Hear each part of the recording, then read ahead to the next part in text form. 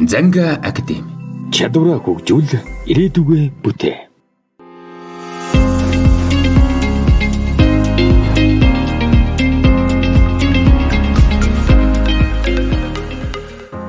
За та бүхэндээ энэ өдрийн мэндийг хүргэе. Zangia Академиас эрхлэн гаргаж буй Autocad программын анхан шатны хичээлийн 3 дахь дугаарыг эхлэж байна.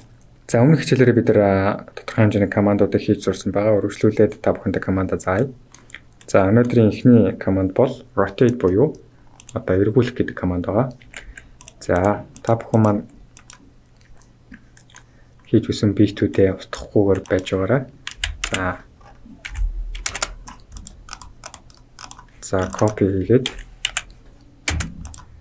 командаа жоохон зайчилж агаад за энэ дэр хэдлээ хамтдаа rotate хийж үзье. За rotate буюу RO командыг гар дээрээс өгөөд space-ийг дараад enter дарахад за 90 градусаар гэж эргэж байгаа та бүхэн харж байгаа. За хэрвээ auto mode идэвхжүүлэхгүй бол за ингээ 360 градусаар эргэдэг байх нь. За ингээд.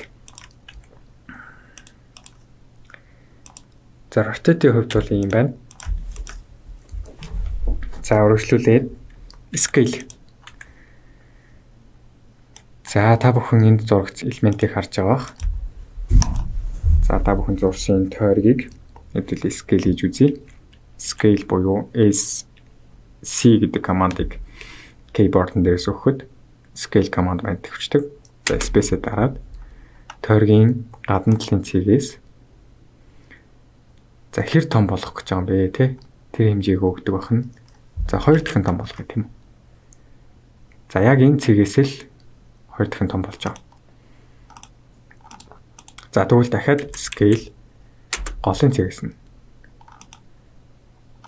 маус нэгээ дараад за энэ маань бол одоо хэдийн хэмжээний том болох вэ гэдгийг хэмжээсээр өгж болдог. За энийгээ дахиад 2 дахин томруулъя гэх юм бол 2 дээрээ дараад тоогоод enter дарчдаг. За тэгэхээр өмнөх байсан хэмжээнээсээ 2 дахин томорж байна гэж ойлгох хэрэгтэй. За үйлдэлээ буцаая. За та бүхэн анзаарч харж байгаа бол 2 дахин томорж байгаа хэсгийг харж байгаа. За эсвэл одоо selection хийж агаад scale дээрээ дараад идэвхжүүлж бас болдог. За дараагийн цэг өгөөд за ингэхээр ингэж томорч харддаг байна. За тэгээ өгснээр томруулж болно. За энэ бол 5 дахин томорхоор ингэж харагдах нь. Бодит хэмжээгээ 5 дахин томруулна л гэсэн үг шүү дээ. За Ctrl Z хийгээ буцаач. За дахиад scale дээр анзаарах ёстой зүйл нь юу вэ гэхээр CO copy авч агаад нэг тусад нь ингэж beat авч агаад за selection буюу selection идэвхжүүлээд SC буюу scale идэвхжүүлэхээр за дэлгэцийн доод бууланд бол энэ командын ерөнхий хэмжигтэн буюу одоо нутаг гарч ирдэг. За маус нэгээ дарангууд та бүхэн анзаарч байгаа бол specify scale factor coffee эсвэл reference гэж байгааг анзаарч байгаа. За энэ маань C эсвэл R усыг дарж одоо идэвхжүүлдэг. Coffee гэх юм бол за бүгдээ хийж үзье. C усыг дарчи. За тэгэх юм бол одоо энэ маань болохоор хэд дахин томруулах вэ гэж байгаа тоо утгаараа өгч ингээ давхар бас ингээ хийсэн биетээ кофе гэж явдаг байна. За хэрвээ за дахиад scale хийж агаад маус идэвхжүүлж агаад scale идэвхжүүлээд enter дараад нэг цэг өгөөд за R-ын дараад үзэхээр яадаг вэ гэхээр аль хэмжээгээс нь томруулах юм бэ? Эхлэл цэг төгсгөл цэг хоёрыг өгж жагаад хаана яаж тааруулах юм те? За одоо энэ том rectangle-ийн голын цэг дээр тааруулъя гэх юм бол одоо энэ midpoint-ийг мэдэрч чинь тийм үү?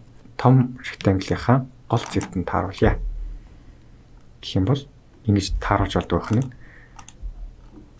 За хэдүүлээ бас нэг илүү ойлгомжтой болохын тулд энд нэг цэг авчий. За энд нэг юм цэг авчлаа тийм үү? За тэгвэл scale-ийг тааруулаад одоо энд авчиръя. Бас яг нэг иймэрхүү хэмжээтэй том болгоё гэх юм бол scale-ийг төвчүүлээд маус нэгээ дараад reference буюу R усгээ дараад эхлэл цэг төгсгөл цэгээ дараад хаана авчих юм бэ? Тэ? Яг энэ end point буюу одоо энэ огтлолцож буй энэ цэг дээр авчина. За та бүхэн анзаарч байгаа бол snap settings дотор хийсэн тохиргоонууд одоо ингээ ашиглагдаж явж байгааг анзаарч байгаа. За ингээд дарахлаа авдаг дэлгэцийн Scroll-ны баруун доод болонд бол end point гэж гарч ирж байгаа. За энэ бол төгсгөлийн цэг харагдаж байна гэсэн үг. За энэ тарлаа. Маус нэгэ тарлаа. За энэ гэх мэтлэнгээр одоо scale-ийг ингэж ашиглаж болдог байх нэ. За энийг selection хийгээд delete гэж тусдагчиж болно. За scale юм байна. За trim буюу тасдах. За тасдах гэдэг ийм зүйл гарч ирж байна. За одоо энэ хөө тэгш өнцгтийг хийдүүлээ хамтдаа тасдаж үзье. Тасдахын тулд хэдүүлэнд нь line хэрэгтэй. Line буюу зураас. За маус нэгээ дараад за зүгээр юм тодорхой зураас авъя. За энийг хэдүүлээ одоо ингээд командуудаа ашиглаж сурах хэрэгтэй. Өмнө үзсэн copy буюу одоо энэ хуулбарлах командыг идэвхжүүлээд за энд ингээд цэг авчи. За одоо энэ хоёр цэгийн дундах энэ зураасыг тастъя. Устгая ерөөхдөө бол тэ. Тэхийн тулд яах ёстой вэ гэж.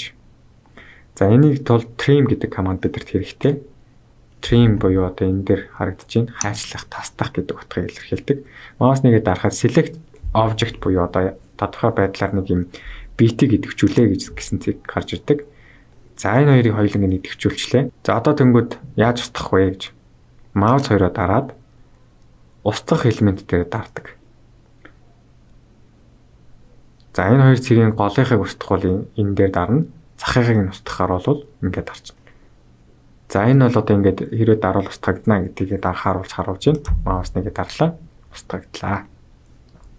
За бид хоёр бол одоо ингээд голын энэ тримийг устгах зорилготой байсан. За тийм учраас энэ голыг нь устгалаа. За үр дүнд нь бол одоо иймэрхүү тасархай зурастай ийм бит бий болж гарч ирж байна гэсэн үг. За гэх мэтлэн. За дахиад хэдүүлээ бас энийг устгая л да. Тэхийн тулд яах ёстой вэ гэхээр за одоо гар дээрээс хийж үзье. TR гэдэг командыг өгөхөд space-ийг дараад хоёр битээ идэвхжүүлээд маус хоёроо дараад аль устгах гэдэг юм бэ? Тэ тэрийгэ дарна гэсэн үг. За ингээ устгагдчихна. Yes гэдэг дарлаа. Дахиад trim нэг битээ идэвхжүүлээ, хоёр дахь битээ идэвхжүүллээ. Маус хоёроо дарлаа. Устгалаа. Enter. За үр дүнд нь бол одоо нэг юм тэгш өнцөгттэй энэ бит гарч ирж байна. За мэдээж хэрэг цаашаа өргөжлүүлээд хамтдаа дараагийнхан командыг идэвхжүүлье. За join буюу нэгтгэх гэдэг юм команд байна. За тэр маань юу гэсэн үг гэхээр одоо тэгээд бид бүхэн энэ дээр зурсан line-ууд байгаа шүү дээ. Ингээд тус-тустай идэвхжиж байгаа selection гэж байгаа. За эдгээр маань бүгдийг идэвхжүүлээд join командыг нийлүүлэхэд команд маань одоо бид бүгдийн мэдэх одоо энэ polo line-тай адилхан нэг бүтэн бит болж хувирдаг. Join буюу одоо нэгтгэх гэсэн утгатай шүү дээ. За яг энэ мэтлэнгээр нийлээ явдаг байна. За тэгвэл rectangle зурагдсан та бүхэнд одоо rectangle зурагдсан байгаа одоо энэ хүү бит маань нэг бит маань ингээд идэвхжиж байгаа битийг одоо задлах буюу explode хийж үзье. Explode буюу EXPLOD гэхээр explode гэж гарч ирж байна. За энэ маань өөрөө задлах гэдэг утгыг илэрхийлдэг. За сая битээ идэвхжүүлээд explode командыг идэвхжүүлэхэд за бит маань ингээд ийм line авчдаг. Та бүхэн анзаарч харж байгаа бох тий. Бүгд ингээд тустай элемент болж хувирдаг. За ингээд гурван идэвхжүүлэхлээр ингээд тустай ингээд элемент болж хувирч байгаа. За уул нь бол rectangle дарахад бол одоо ингээд bit маань нэг ингээд идэвхжээ selection хийддэг шүү дээ. Гэтэл одоо explode хийгдсэний дараа бол одоо энэ bit маань ингээд салж ингэж харагддаг байх нэ. За тэгэхээр буцаагаад нийлүүлээ гэх юм бол G үсгэн дээр дараад space-ээр дарахад join буюу bit маань буцаад нэг болдог байна.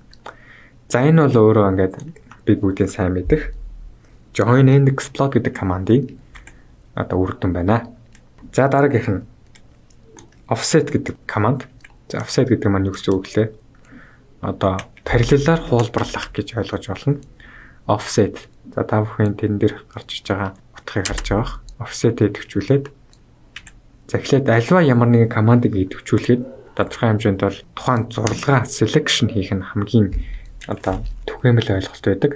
За команда тухайн битээ идэвхжүүллээ, командаа идэвхжүүллээ, үйлдэл хийнэ гэсэн үг. За гадагшаа дотгошоо аль тийшээ параллел авах юм те. За дотгошоо хэдлээд 500 мм-ээр offset авъя. За ингэж харагддаг баг. За гадагшаа бол ингэ, дотгошоо бол ингэ. За энэ маань команд маань одоохондоо идэвхтэй бүрэн дуусаагүй превью хийж харуулж байгаа. Командаа идэвхтэй болохын тулд маус нэгээ дарж идэвхжүүлнэ. За ингээд маус нэгээ дарсан ч гэсэндээ команд маань идэвхтэй байдаг. За энийг ингээд үргэлжлүүлээд хийдвэл ингээд маш олон давтамжтай хийж болдог байна. Хэрвээ болиулъя гэх юм бол yes гэж дардаг. Ийм амархан. За ерөөхдөө бол одоо тухайн битийг, квадратыг 500 мм-ийн зайтайгаар одоо ийм параллелаар копидж байна гэж ойлгох хэрэгтэй. За offset командын ерхий одоо ур чадвар бол ийм байлаа. За үргэлжлүүлээд бас энэ дээр хийдвэл хамтдаа туршиж үзье. За дахиад selection хийсэн offset команда гар дээрээс OFF гэж өглөө space дарлаа. Маус нэг өгөөд 150-аар. Окей. За тэнгууд ингээд юм давхар юм зургаас юм бий болж байгааг та бүхэн анзарч байгаа. За offset програм команд маань ерөөхдөө юм байла. За үргэлжлүүлээ Fillet. За Fillet гэдэг команд маань ямар хэрэгтэй вэ гэж. За энийг delete хийчихье. Fillet гэдэг бол төгсгөлийн цэгийг олох буюу нийлүүлэх гэж яригддаг. За Fillet буюу одоо булангийн цэгийг холбодог байгаа. За Fillet буюу F командаа идэвхжүүлээд selection ихний цэгийг өгөөд хоёр дахь цэгийг өгөхөд энэ хоёрын булангийн цэгийг олдог. За мэдээж хэрэг булангийн цэгийг өгөхөд бас тойр хэлбэртэй байж болно. За тэрийг яаж өгдөг вэ гэхээр radius гэдгээр нь өгдөг. За одоогоор бол энэ radius нь тэг гэдэг утгатай байдаг. За энийг хэрвээ хэлээ 500 болгоод үзвэл ямар харагдах вэ? Fillet radius 500 гэж өгөөд Zangia нийлүүлэхээр одоо энэ маань бол өөрөө 500 радиусын тойргийг бий болгож байна гэсэн үг. За иймэрхүү байдлаар бол одоо тодорхой хэмжээнд ийм булангийн цэгүүдийг радиусаар нөгөөд өөрчилж болдог байх нэ. За үргэлжлүүлээд Chamfer. За Chamfer гэдэг маань бол CHA гэдэг ийм командаар идэвхждэг байгаа. За мөн адил одоо бас булангийн цэгүүдийг хооронд нь холбодог, нийлүүлдэг ийм команд байгаа. За Fillet болон Chamfer хоёр маань ерөөхдөө ойлгомжтой учраас та бүхэнд одоо өнөөдрийн хичээл бол ингээд өндөрлөж байна. За дараагийн хичээлээр бол hatch, match, drop, stretch, extend, text dimension болон line properties-ийн талаар илүү дэлгэрэнгүй үзэх болно. За өнөөдрийн хичээлээр хамт байсан та бүхэнд маш их баярлалаа. Дараагийн хичээлээр хамтдаа уулзцаая.